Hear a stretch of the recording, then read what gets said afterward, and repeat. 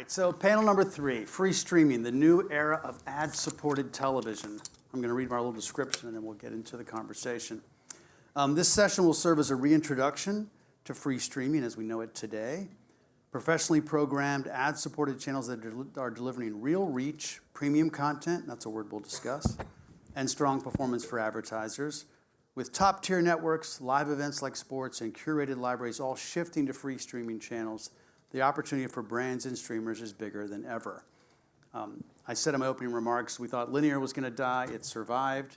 We thought ads were going to go away because of Netflix's dominance. That didn't happen. So thank you guys for being here. We'll do a quick, just like your name, your company, even though you're on a slide that probably people can't read because the font's too small. And then we'll get into our conversation. John. Sure. Hi, everybody. I'm John Rogers. I work at Roku, and I'm the Director of Programmatic Partnerships there. Alex Strickland from Freewheel, and I lead our programmatic supply relationships. I'm Amy Leska. I'm at AMC Networks, and I run partner management and strategy. All right, so we're not going to do the one question back and forth on the panel. So I'm going to start with you, Amy. I'd love for you just to talk to them a little bit about AMC's approach to this ecosystem we're talking about today and how it relates to your overall digital strategy. Just kind of give us the programmer's, content person's perspective on the space. Mm-hmm.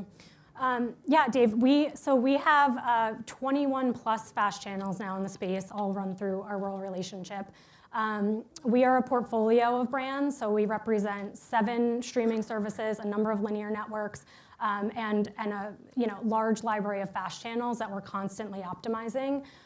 So fast for us is really an extension of everything we're doing in the advertising space, and we look at it from a cross-platform perspective. So our sales team, who I partner very closely with, when they're selling a new title, that really reaches across our full fast landscape as well as what's happening across linear and other digital environments. Gotcha. All right, so we have programmer, we have the pipes, we have the platform. So John, just from Roku's perspective, kind of frame where you think we are in this moment with the free streaming. So continues to grow, continues to be a place where the eyeballs are going. So we've seen tremendous growth but as you develop as an ecosystem partner, those relationships become more important. So for Roku, we've been leaning more into our partnerships with Freewheel and folks like AMC. And our business is kind of broken into 2, right? So we're a content distribution platform, or we work with people like AMC, and then we also have TRC, the Roku channel, which is its own sort of fast channel as well. So our businesses, we've been seeing a lot of tailwinds. So now for us, it's around kind of management within the ecosystem. All the users are logged into Roku, so the data environment really becomes robust. There's a lot of opportunity for us through this, but we're excited certainly about the growth, yeah. Got it. And Alex, sort of speak to your perspective on the space from Freewheel, sort of as a starting point for the conversation. Sure. I think that we've seen the evolution of FAST over the past few years really take center stage of where we see the growth in this ecosystem. I think that right now we're sitting somewhere in between 1 out of every 4, 1 out of every 3 ad views is landing on a FAST distribution channel. And 5 years ago, that wasn't a stat that we could even put any number against. So I think that momentum is just continuing to gain speed, and we see it here to stay. Yep. So that all sounds great, but I think we know the high level stats, right? That still, a lot of the money that's in traditional broadcasting cable has not necessarily followed the level of eyeballs that have moved into streaming. Not to mention all the complexities around the space. So from where you sit, what do you prioritize that would be like some of the barriers or headwinds that are limiting in some ways the monetization to follow the eyeballs so far? So I think that fundamentally we're trying to solve 2 things. One, that advertisers really want to know where their dollars are going, and the publishers want to make sure they're maximizing the value of their content. And at Freewheel, we believe that the best way to do that is through pipes and through supply paths that are founded in 3 principles. So simplicity, transparency, and accountability.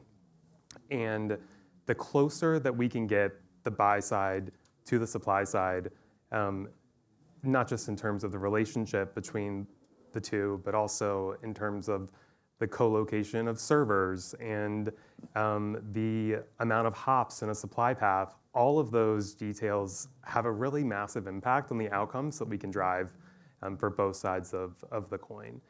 And that's really what we're trying to build at Freewheel.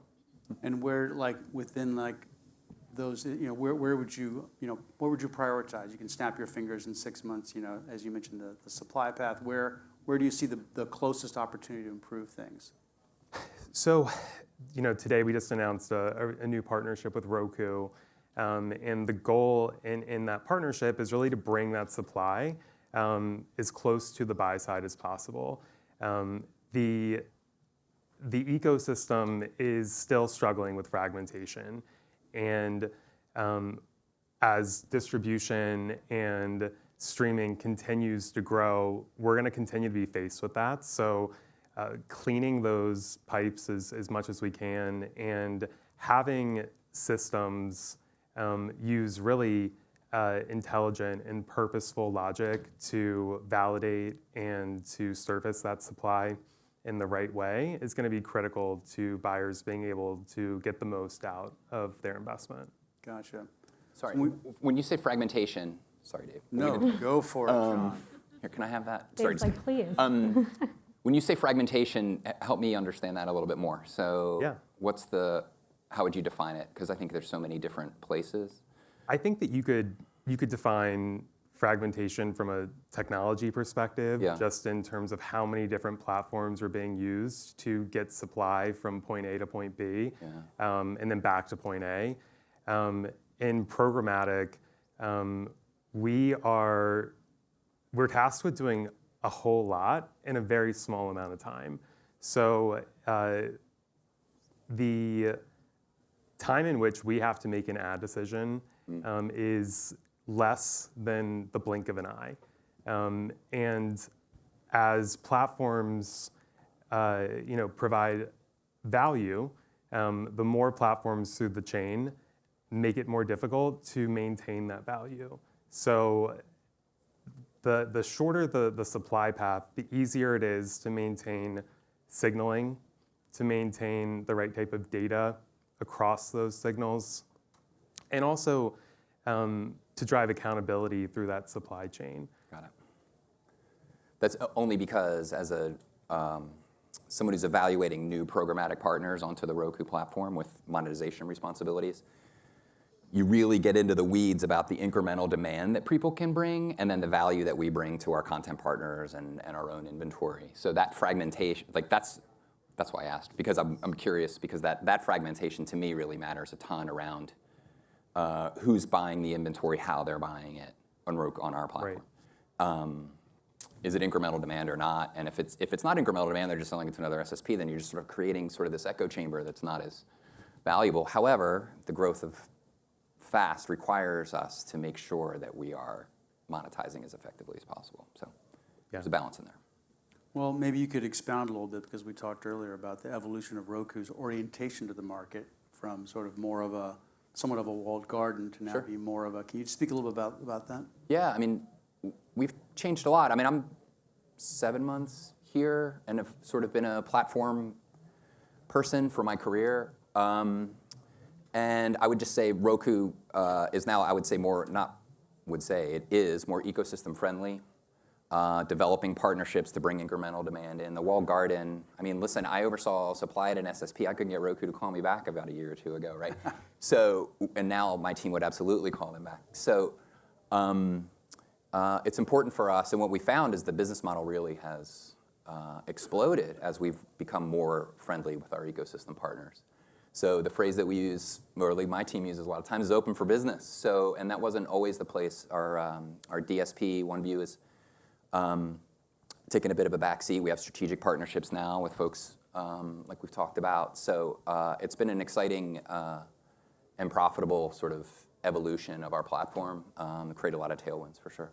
Gotcha. Yeah. I think that to John's point, open for business, programmatic helps open you for business too. And I like to think that FAST without programmatic is kind of like a library without any doors. You've got shelves full of books, but nobody can get in and read them. And programmatic allows those advertisers in to come in and extract the value from that content. The two have a very symbiotic relationship. And with FAST, you have this massive supply liquidity, and you need a significant tonnage of demand diversity.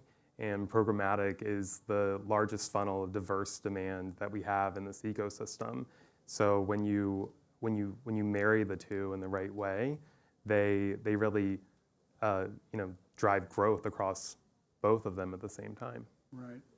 Broadening out a little bit more, Amy, could you talk a little bit about, because obviously your 21 FAST channels is just part of what you have, say, on a Roku platform. Can you talk a little bit more about even the broader AMC strategy of your SVOD apps and how they all kind of connect back? Absolutely, and interestingly, on the programmer side, thinking about fragmentation, forget the platform landscape. Even within Roku, we have fragmentation happening across those SVOD, FAST, and linear integrations through the set-top box. So we've been working really closely with our partners like Roku to figure out what that linkage actually looks like. So we see it as complementary, Dave, to answer your question. FAST certainly, especially in this age of, how are we actually filling those monetizable impressions? We're finding other pathways to find value within our FAST channel. So it's really a two-prong for us. First and foremost, of course, monetization, but experimentation and driving from FAST into our SVOD space is very important for us too, as we've been strategically rolling out our ad tiers on the SVOD side. FAST is an extension of what we're doing in the advertising space. So we've seen early success with that, driving from our FAST viewerships. We're seeing that people actually do have intent to subscribe. It's really not just folks there with the lean back. We're finding folks that actually are subscribing to our SVODs within that space. So it's really important for us to distribute from a portfolio perspective so we can unlock those opportunities that are incremental to what's happening from the standalone side. Gotcha. And just a follow-up kind of connected to this idea of premium. I remember a number of years back, folks like you or A&E were sort of, a bit quiet about their FAST strategies, right? They didn't want to get the phone ring from Comcast or DirecTV saying, what the hell is, Ice Road Truckers or, Portlandia doing on a FAST channel? Right. Can you talk a little bit about the way that's changed and the way you guys are thinking about, recency and just the idea of what the free ad-supported streaming platforms, how they connect back to even the premier programming on your cable channels and your services? Absolutely, yes, and don't get me in trouble, but but no, we've, as many of the traditional distributors are now also offering FAST as a front porch, certainly that's unlocked some of those conversations. We've also been very, one of our main pillars at AMC Networks is partnership, so we've been very transparent in what we're doing on the space. So if that's stunting, we bring those partners along with us as we're doing that. And as Dave knows, one of our best examples is BBC News. Just last year, and certainly Roku incoming on that, but we launched the BBC News feed as it stands on our linear on our linear platform. And that was a long conversation with our affiliate and traditional MVPD partners around how we were doing that. We've seen major success with it. We have not seen it cannibalize what's happening in the linear space. So we're so pleased with our ability to offer that across wherever viewers want to be and across the landscape. So to us, it's additive. It really has not been a deterrent to what our linear business represents and what we're trying to protect there, with our longstanding partners. Gotcha. You mentioned, I think off the top, number one is monetization. So on that theme, Alex, I'll start with you. Downward CPM pressure, challenges on fill rates. What do you think is driving that? And not just simply a lot of supply, but how do you see that issue as it relates to making sure we keep the TV inventory and CTV moving in the right direction in terms of pricing and value in the market? How do you see that? Yeah, so as you mentioned, there is a massive influx of supply into the marketplace right now. We've seen new players into the space go ad-supported, Amazon being one earlier this year that just flooded the marketplace with premium supply. So we definitely have a supply and demand imbalance still, just because the dollars have not moved over from linear as fast as the eyes of the viewers have moved over.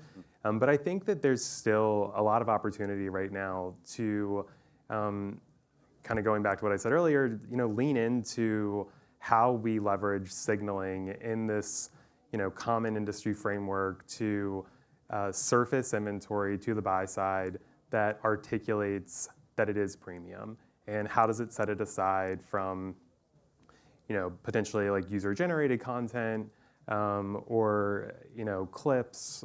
This is that interesting point where you are tasked as a buyer to be able to sift through this somewhat opaque environment, trying to articulate how is this audience different from somebody else, how is this content different from this other request that I've gotten. But at the end of the day, these are people sitting on their couch in front of a massive TV. Right. This is on the glass with a really premium experience in front of them. And that needs to be taken into account at the time that budgets are allocated.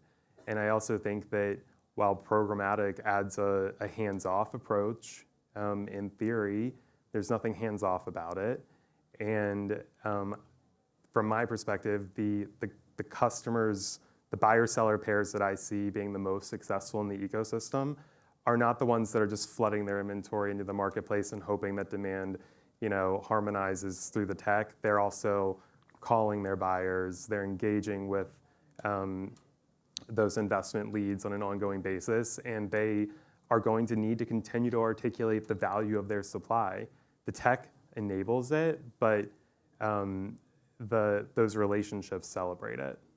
But the tech has weaknesses, right? Or you mentioned opacity. Yeah. So it's sort of for you and John, like I watched a panel this morning, and the guy said, the buyers are overwhelmed. It's the complexity. So, you got a short list. John, I'll start with you. Like, where can and there's the IAB's role. Like, where can we see some, like, how would you prioritize the things that need to get better for the buy side to be able to spend more money on CTV? So, everybody who uses Roku is logged in. So that helps us with sort of who the user is. What's that old, I'm really gonna age myself. Sorry, I didn't think. John Wanamaker, I know half my advertising doesn't work, I just don't know which half. Right. Is that right? Yep. Okay, good, thank you. We can start to solve that problem, right? So I can watch the same show as my neighbor and we get 2 different ads. That wasn't the case 10 years ago. So it's that addressability plus the scale of broadcast TV that we're really trying to lean into, plus the added data elements to that. So that's where we're really focusing, knowing that there's fragmentation, knowing that data is still super important for all of those addressability concerns, I think is where the industry can really help to lean in.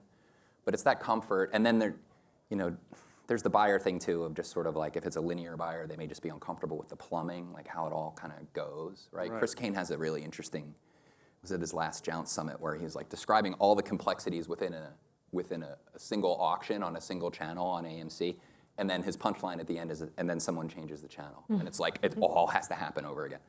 And that was really striking to me. It made a lot of sense. So that's the part where I think it's verbalizing and talking through the capabilities, but then also making sure that the plumbing isn't too complex that you start to get nervous about where you're actually showing Right. up. I mean, as a plumber, what is there anything you would highlight as something that you guys would like to see adopted by the people that you work with on both the buy side or the publisher side to simplify that supply path? For example, the quality of metadata and things like that. Yes, the more transparency, the better in the bid stream. However, the industry is still rooted in these really complex and legacy carriage agreements. I know from your days on the programmer side, this is what you're still dealing with every day.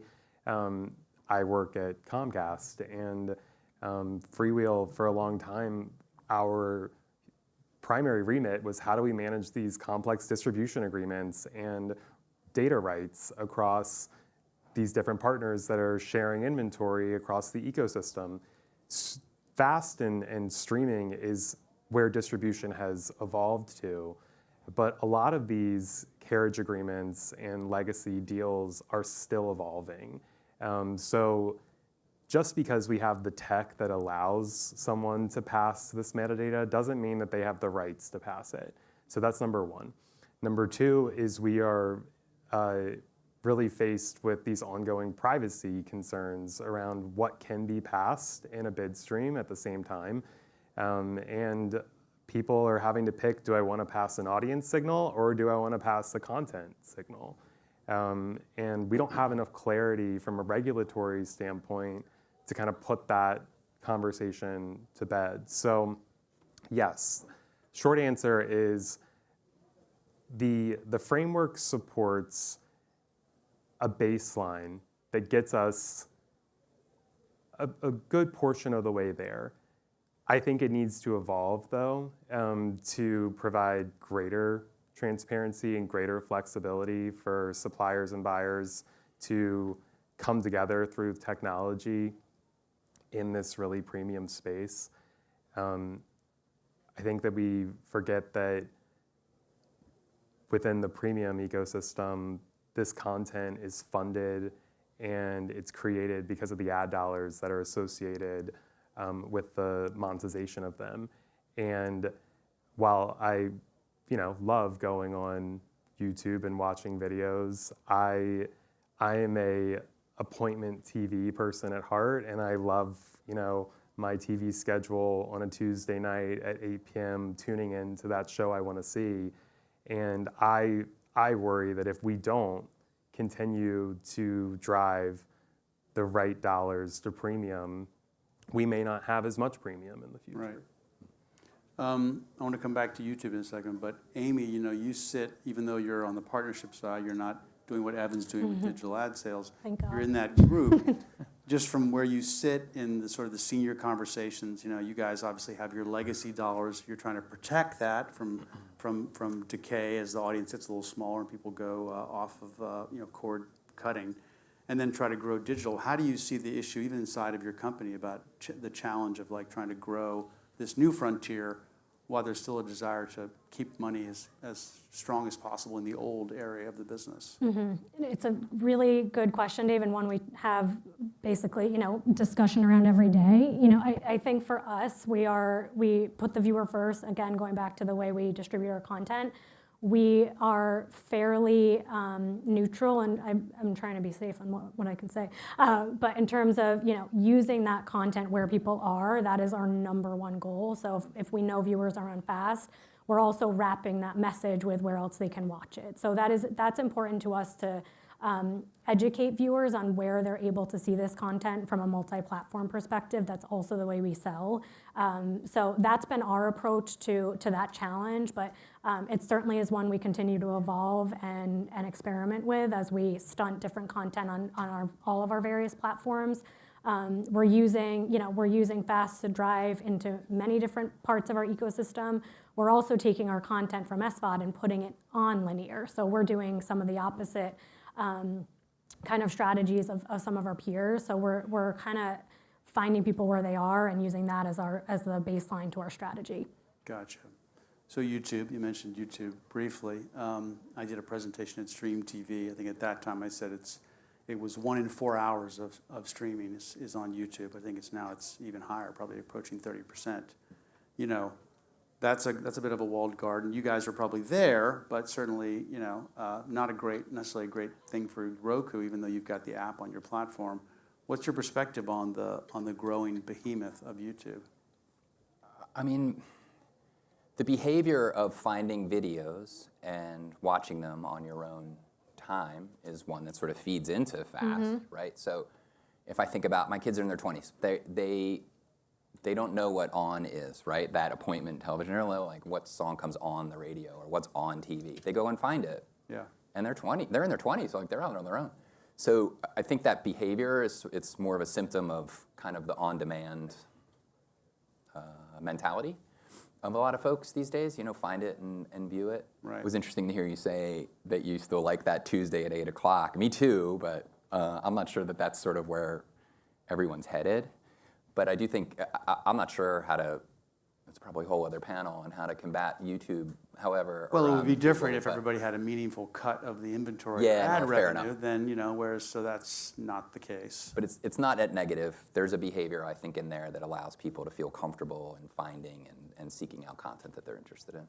What's the perspective about YouTube's growth from where you sit, Alex? I have a lot of thoughts there. I am somebody that celebrates ritual in my life in general, and I don't think that you have to pick one or the other. I think that we are seeing a convergence with content moving into fast too, like live sports. I would say that the Super Bowl airing through a fast distribution channel for the first time ever outside of broadcast TV this year was a huge proof point that you can scale the pinnacle of a sporting event through fast and get people to tune in right when the event starts. During the Super Bowl this year, a third of all streaming in the US was the Super Bowl during that period of time, which is wild to think. And I think that consumers are voting with their remote, and if they are tapping in to on and what's on in the areas that they're invested in, they're going to continue to do that. Yeah. So Amy, what do you guys, what's your approach strategically to YouTube? How do you guys see YouTube as a platform as it relates to what you're doing on streaming? YouTube for us, it's a distributor and a marketing tool at the simplest. Certainly we use it as a sampling opportunity for us to drive into our other environments.